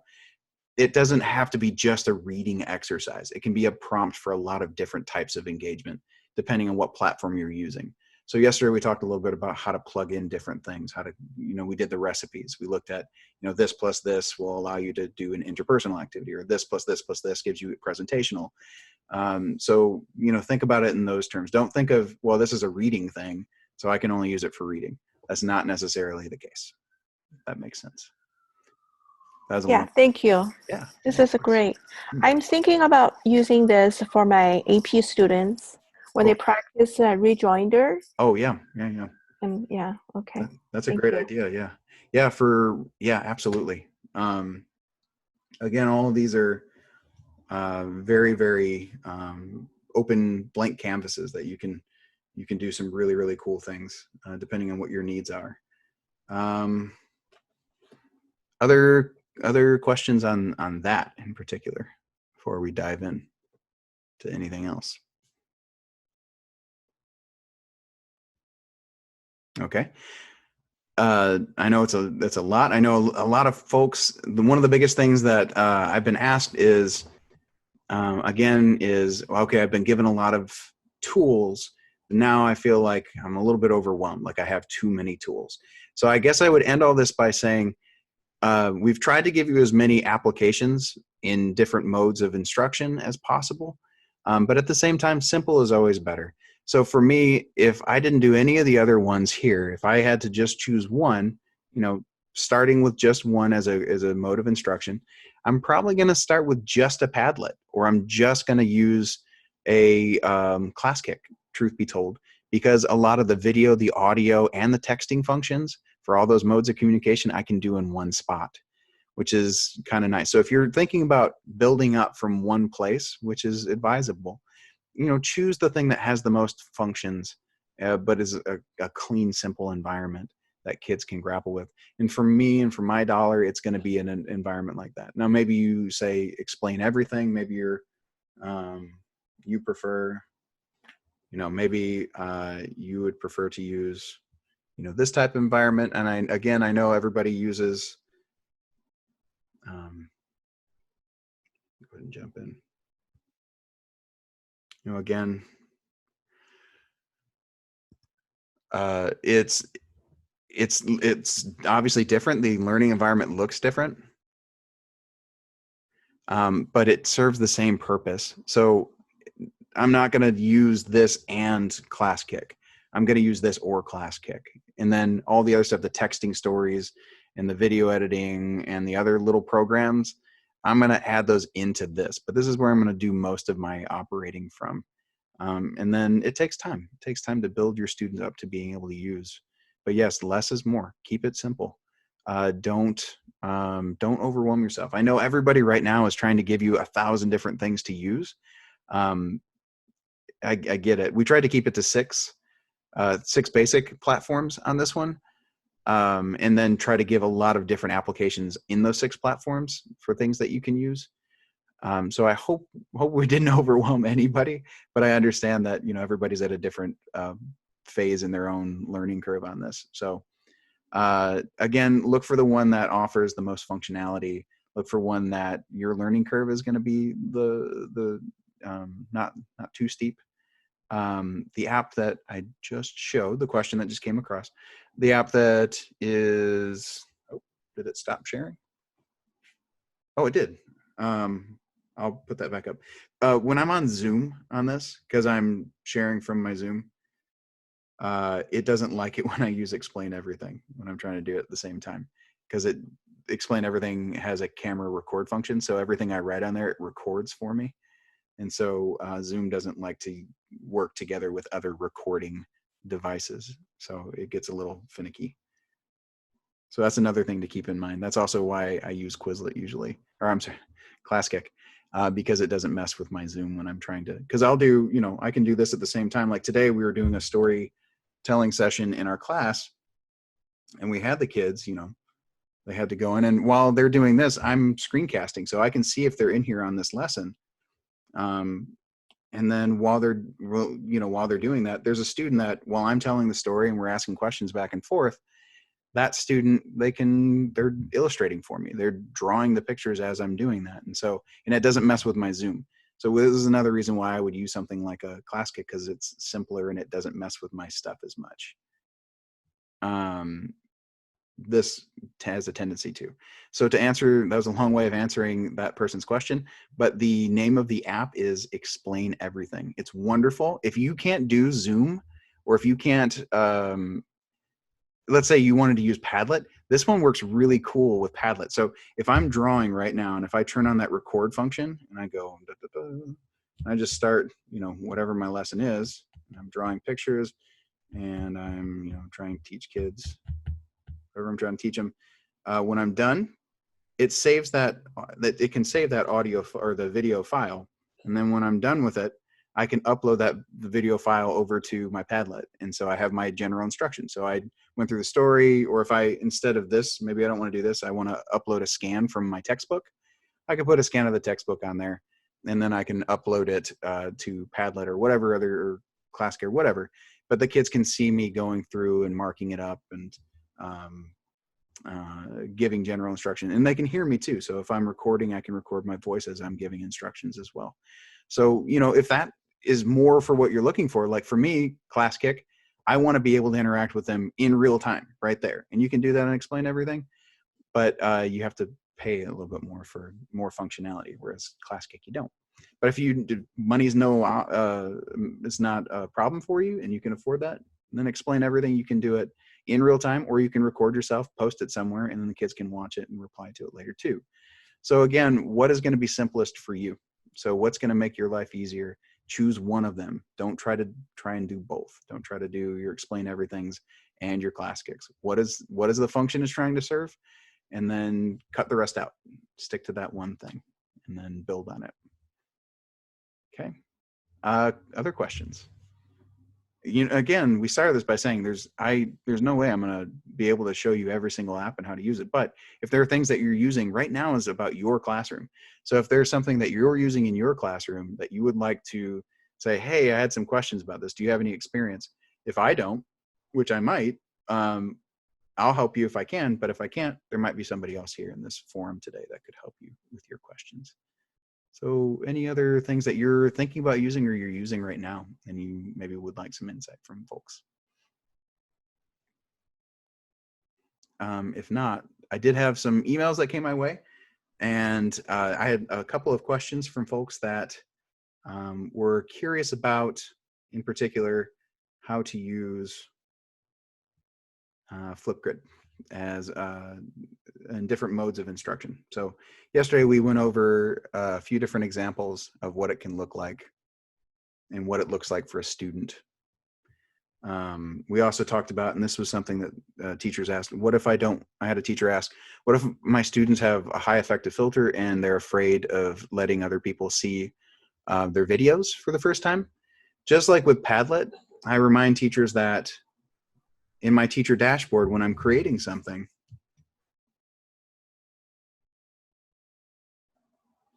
okay.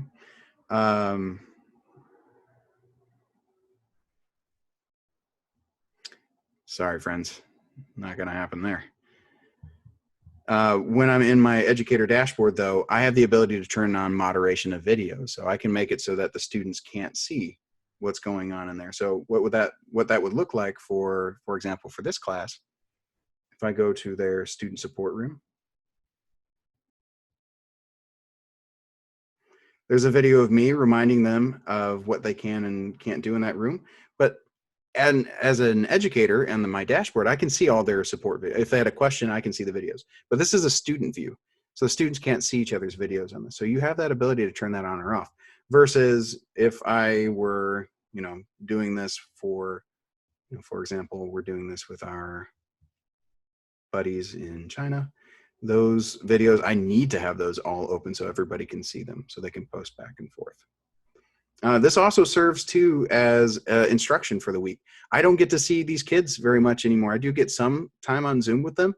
There's no way I can cover all my content. So I have to be creative, and I'll create videos that are, going to cover a lot of the things that we're talking about that week, right? With me being, I can use visual cues, and I can use images and other things that are going to be engaging for the kids. So if that's your situation and you can only choose one platform, maybe ClassKick and all those other things are too overwhelming. Maybe it's just a Flipgrid. Maybe, even though you can't do a lot of text function, maybe you're just trying to deliver lessons and get, you're just trying to get kids to respond. Then this is a fine way to do that too. You can do that as well. So what's going to work for you? Okay. And it's just fun. It's fun to see the kids respond. They usually, even though it's not perfect real time, the kids usually respond pretty quickly. So yeah. All right. So we're getting up on the last 10 minutes here. And I don't want to keep going on here. If everybody has their fill, if you all feel pretty satisfied, you feel like you've gotten all your questions asked and most of them answered, then I feel like we've covered a lot of ground, and we've, hopefully helped at least a few of you out today. And hopefully when these videos go up, they help more people too, and that your questions are able to help a wider audience. So we really appreciate you being vulnerable and being courageous and asking those questions, because I'm sure it inspired other people to, think a little more deeply and to ask questions of their own. I would close, if there are no other questions, I'd close just by saying, just a reminder here, close out real quick. And then we'll reshare the screen.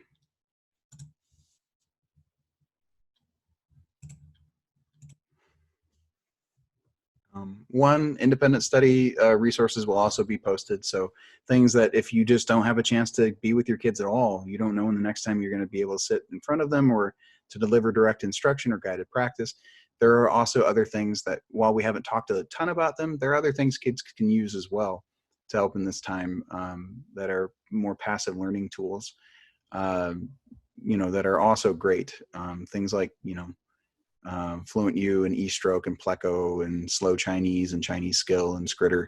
Those are all really, really wonderful. So we'll try and share some more resources there in this section in the PowerPoint presentation, and also through CLTA-WA.org.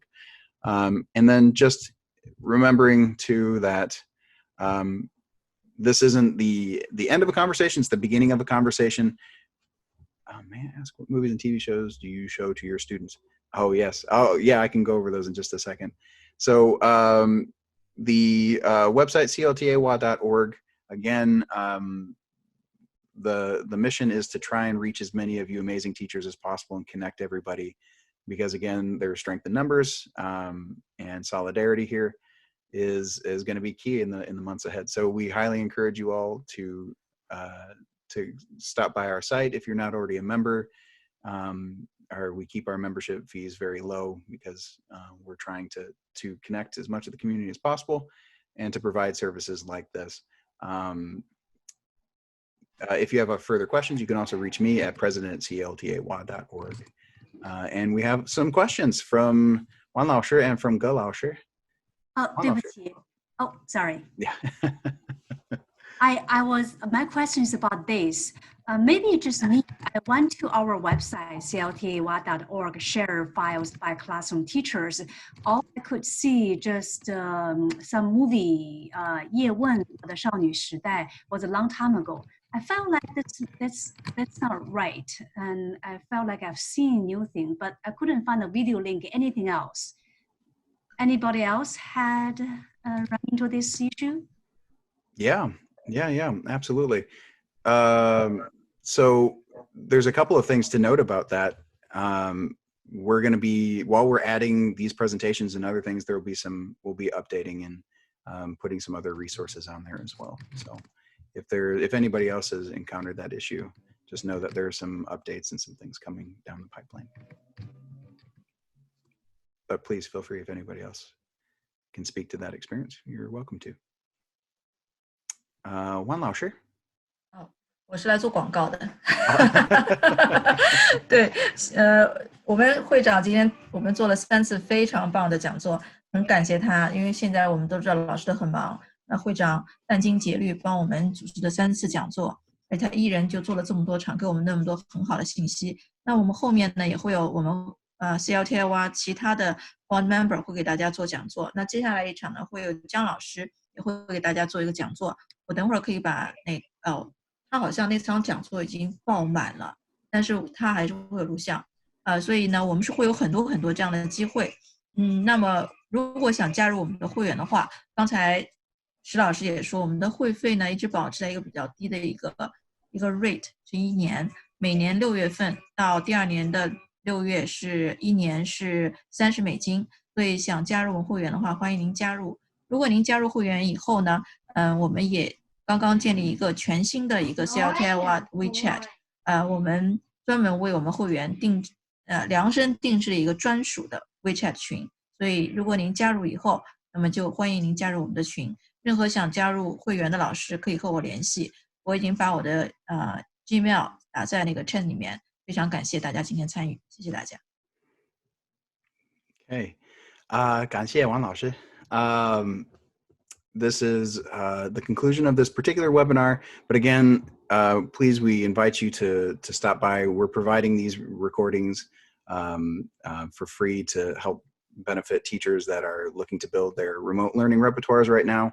And so if you know of teachers that are looking for more resources or for professional development, you can point them in the direction as well if they weren't able to be. We kept the attendance limited on purpose on this, just to make sure that there were no bandwidth issues. I run a lot of Zoom meetings, and sometimes, depending on the situation, how many people have their videos on and off, it can, can cause issues. And so the goal was to try and have all of these recorded and to get them out to you all as soon as possible. So again, Jiang Laoshi will also have an upcoming webinar that we hope to also have posted. And then down the line here, I will most likely be putting together some more resources and some more, perhaps even more of version 2.0 of this presentation to share with the community as well. So in the meantime, we wish you all the very best. We know that right now there's a lot of work to be done.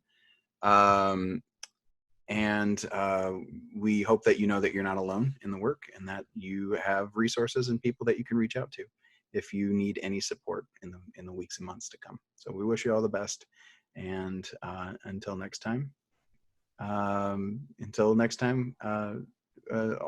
we wish you, again, all the best and good luck in all that you do. So 好，谢谢亲爱的老师们，谢谢你们。 Thank you so much, Jeremy. Thank you. Really appreciate. 谢谢谢谢 Take 老师。 care.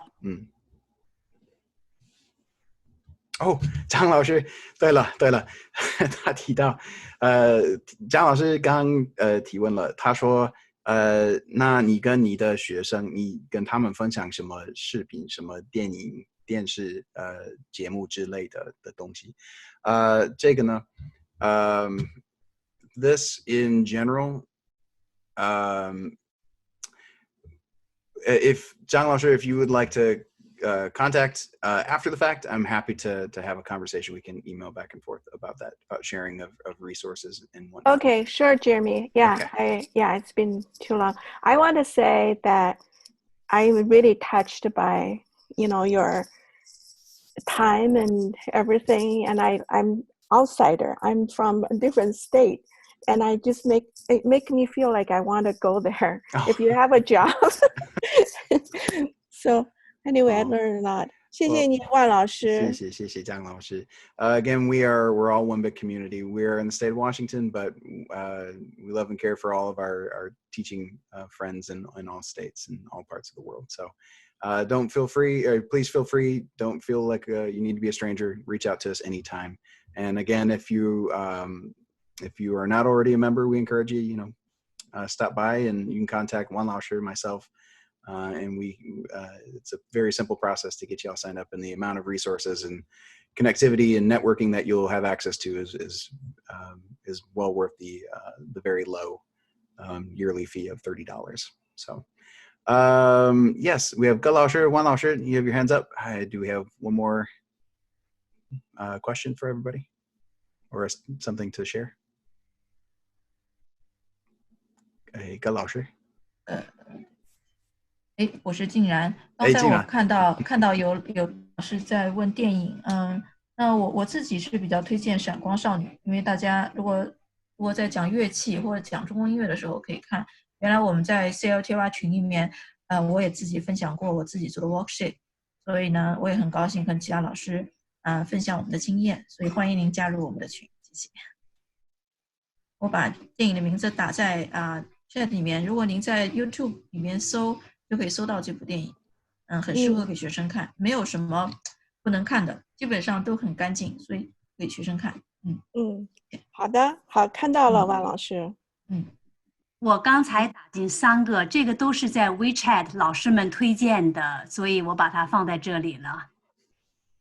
好，看到了，谢谢。可是我Jeremy, are we gonna get the chat as well? Or I have to copy and paste somewhere? I would go ahead and copy and paste now. I do save the chats. Okay. But that's just for my own purposes. That's not something I necessarily share because it has private and public chats. I see. So. Okay, no problem. I copy and paste, and so thank you. Absolutely. Ge Lao Shi and Wan Lao Shi still have hands up. Do you have some more to add?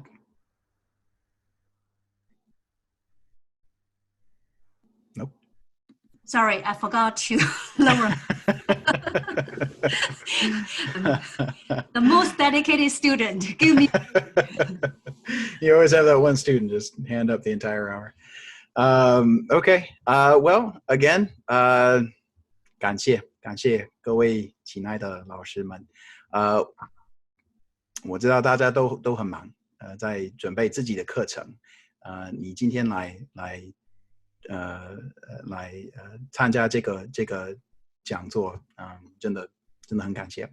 We hope it's been of some use, it's been helpful, and moving forward, we look forward to hearing from you more and collaborating with each of you as we move forward in the months ahead. So all of you in the meantime, please take care of yourselves, be happy, be safe, be healthy, and we'll see you next time. 好，谢谢。